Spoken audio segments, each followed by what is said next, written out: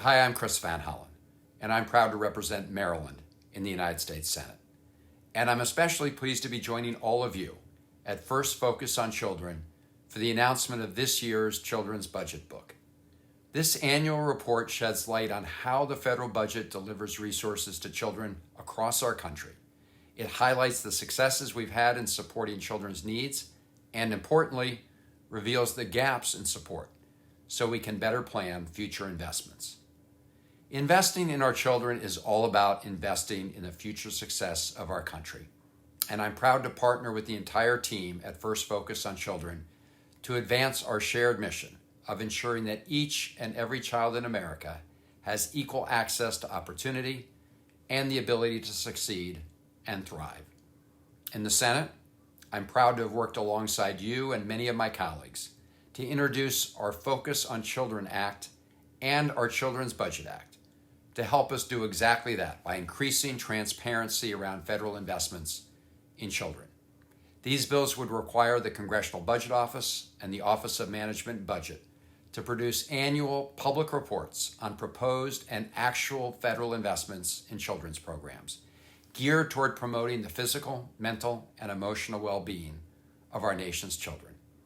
This legislative effort is particularly critical given the harmful impacts the COVID-19 pandemic had on children, which disrupted in-person learning, caused breaks in the continuity of healthcare, exacerbated childhood hunger, and resulted in higher levels of stress and mental health challenges. We must get both of these bills across the finish line, and I'm glad to partner with you in that effort. I'm also working with my colleague, Senator Todd Young of Indiana, to advance our Bipartisan Family Stability and Opportunity Vouchers Act to help improve outcomes for families with young children by increasing access to housing mobility vouchers and counseling services. Every parent knows the value of providing a safe and secure place for their child to call home. And for young children, this need is especially important. Stability at home helps promote our children's future success in school and beyond. And as we work to expand affordable housing and ensure that upward economic mobility is possible for all families, this bipartisan bill will boost access to these special housing vouchers for families, which have been proven to help break the cycle of poverty. I was glad to see President Biden support this initiative in his budget request.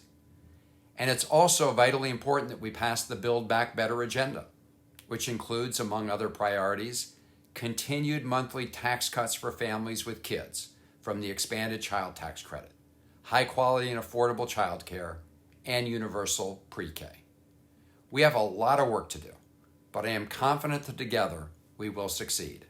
Shining a light on those areas where we focus our resources on children and those areas where we don't is essential to charting our future. It's in that spirit of optimism and partnership that I'd like to end where I began, by thanking the entire First Focus on Children family for your work in advancing this vital cause. And I'm glad to call you full partners in our shared mission to ensure all America's children succeed.